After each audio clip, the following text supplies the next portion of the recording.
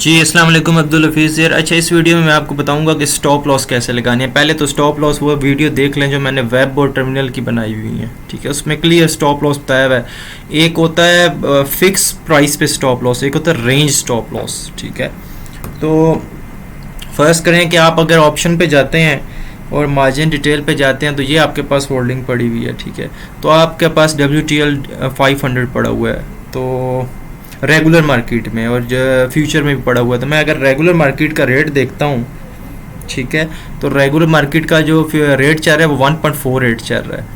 तो मैं सिस्टम को एक ऑर्डर देता हूँ कि मैं बैठ नहीं सकता सिस्टम पे, तो ये जब ना स्टॉक गलती से नीचे आना शुरू हो 1.40 पे आ जाए और मैं लॉस से बचने के लिए एक स्टॉप लॉस ऑर्डर लगाना चाहता हूँ। ये स्टॉप लॉस ऑर्डर एक पेंडिंग ऑर्डर भी होता है।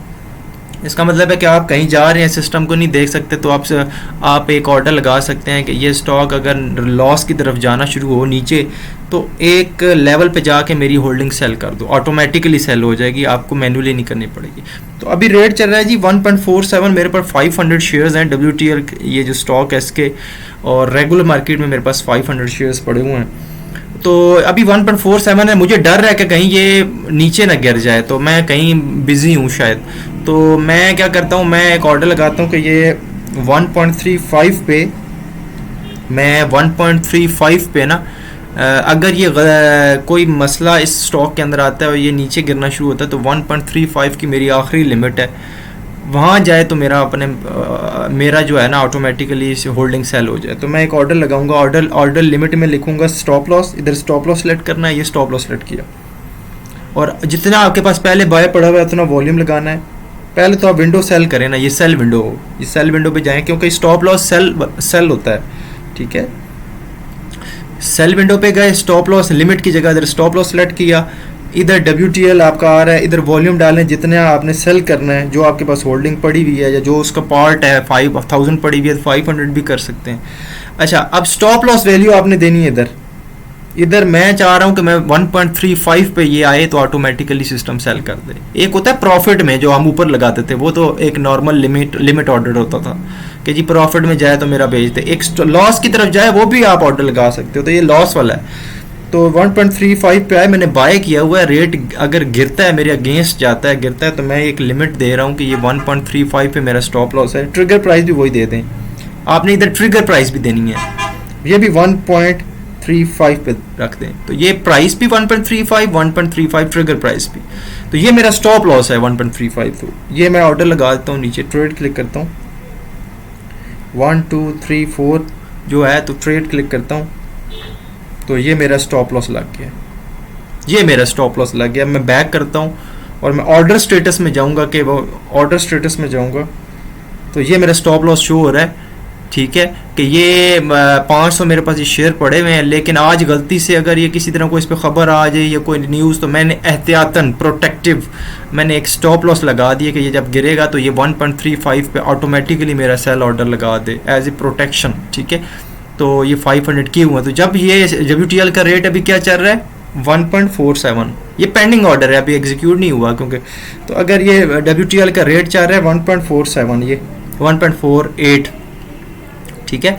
ये जब 1.35 पे जाएगा तो ऑटोमेटिकली मेरा स्टॉप लॉस ट्रिगर हो जाएगा, चल जाएगा, और वो ऑटोमेटिकली शेयर सेल कर जाएगा। इससे मैं मेजर डिप ड्रॉप से बच सकता हूँ। आगे अगर ये स्टॉक 1.20 पे चला जाए, 1 पे चला जाए, 0.5 पे चला जाए, तो मैं बच गया। तो ये एक पेंडिंग ऑर्डर होता है, ये आपको रोज़ लगाना पड़ता है स्टॉप लॉस, ये डे एंड पे वॉश हो जाता है, ये एक किस्म का पेंडिंग ऑर्डर है। तो अगर इसको आपने कैंसिल करना है स्टॉप लॉस को, आप ऑप्शन पे जाओगे और ऑर्डर स्टेटस पे जाओगे, तो ये आप स्टॉप लॉस कैंसिल भी कर सकते हो। इसे कहते हैं फिक्स्ड प्राइस स्टॉप लॉस। ये नॉर्मल जिस तरह कैंसिल होता है, तो ये हो गया आपका कैंसिल, स्टॉप लॉस कैंसिल हो गया, ठीक है। अब मसला ये है कि हमारी मार्केट में वॉल्यूम कम है। आप एक फ्री फिक्स प्राइस पे स्टॉप लॉस देंगे तो शायद इतना तेज ड्रॉप हो कि वो उस प्राइस पे आपको बायर ही ना मिले। देखिए ना, बायर ही ना मिले उस पर, ये भी हो सकता है ना, 1.35 पे बायर ही ना मिले, मार्केट बहुत ज़्यादा स्ट्रांगली नीचे गिरी है, तो ये भी हो सकता है। तो उसके लिए बेस्ट ऑप्शन है कि आप रेंज स्टॉप लॉस दें, ठीक है। 0.5% की रेंज के अंदर स्टॉप लॉस डिफाइन करें। तो मैं रेंज स्टॉप लॉस एक लगाता हूँ, मैं जाता हूँ WTL पे और मैं ट्रेड पे क्लिक करता हूँ। जाहिर बात ट्रेड है, सेल पे जाऊँगा, स्टॉप लॉस सेल पे ही लगता है। लिमिट की जगह स्टॉप लॉस सेलेक्ट करना है आपने, ये स्टॉप लॉस सेकंड ऑप्शन, और 500 वॉल्यूम। अब स्टॉप लॉस का साइज देना, मतलब रेंज देनी है, तो ट्रिगर प्राइस पे आप बड़ी प्राइस लिखोगे और नॉर्मल प्राइस पे छोटी। रेंज की एक हाई प्राइस होगी, लो प्राइस होगी। तो मैं कहता हूँ कि यार ये जो स्टॉक अभी 1.47 पे चल रहा है, ये जब 1.38 पे आए तो आपने 1.38 से आपने 1.32 तक, ये जो रेंज है ना 1.38 से 1.32, इस रेंज के अंदर मेरा आपने ये शेयर बेच देने हैं एहतियातन। तो ये एक रेंज स्टॉप लॉस है, ठीक है। तो जब रेट नीचे आएगा 1.38 पहले आएगा, तो 1.38 से आपका ऑर्डर ट्रिगर होगा, तो फिर 1.38 और 1.32 जहां भी आपको मार्केट को बायर मिला वो आपका सेल ऑर्डर एग्जीक्यूट कर देगा मार्केट रेट पे। तो ये रेंज स्टॉप लॉस है, ये रिकमेंडेड होता है। ये आप रेंज 0.5% की दें या 0.2% की, ठीक है। ये ट्रेड क्लिक करेंगे 1 2 3 4 और ट्रेड क्लिक करेंगे तो ये आपका ऑर्डर लग गया। ये ले, ये रेंज स्टॉप लॉस है। याद रहे रेंज में ट्रिगर प्राइस बड़ी होनी चाहिए, ये छोटी, क्योंकि पहले ट्रिगर प्राइस आपको हिट करेगी ना, नीचे जब जाएगा और नीचे जाएगा तो लोअर लिमिट आएगी। तो ये ट्रिगर प्राइस जो रेंज होती है ना, उसमें अपर लिमिट ये होती है ट्रिगर प्राइस और लोअर लिमिट ये होती है। तो ये अगर कोई बड़ा स्टॉक है तो उसमें आप 2-3 रुपए की रेंज दे सकते हैं रेंज, जैसे ATRL है, TRGS में 1-2 रुपए की आप रेंज दे सकते हैं। छोटे स्टॉक में पैसों में देनी पड़ती है 2 से 8 पैसे के दरमियान। तो मतलब 0.2-0.3% का जो रेंज है जो भी बनती है स्टॉक के हिसाब से वो आप दे सकते हैं।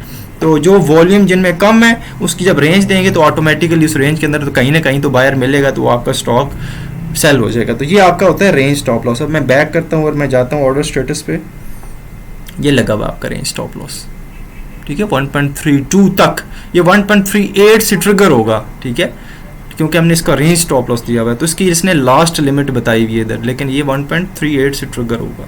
तो ये सिंपल था, इसको आप डिलीट भी उसी तरह कर सकते हैं, कैंसिल। ये ले, ये ले, ठीक है।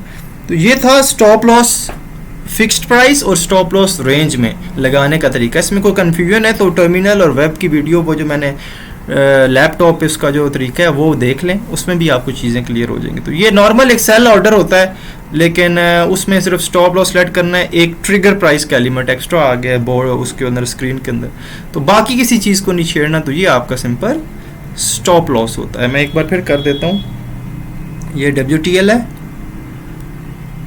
WTL है, ट्रेड है, सेल पे जाएंगे, इधर आपने स्टॉप लॉस करना है सिलेक्ट, और इधर 500 या जो भी शेयर है, और इधर आपने स्टॉप लॉस वैल्यू देनी है, मतलब 40 दे दें। और फिर वही अगर फिक्स प्राइस है तो फिर एंटर प्राइस पे भी 1.40, और किसी चीज़ को नहीं छेड़ना। बस फिर ट्रेड क्लिक करेंगे, कोड डालेंगे तो लग जाएगा। रेंज स्टॉप लॉस देना है तो आपकी अपर वैल्यू इधर दें 1.40, लोअर वैल्यू ऊपर देनी है, एंटर प्राइस पे लोअर वैल्यू देनी है, वो 1.35 देता हूँ।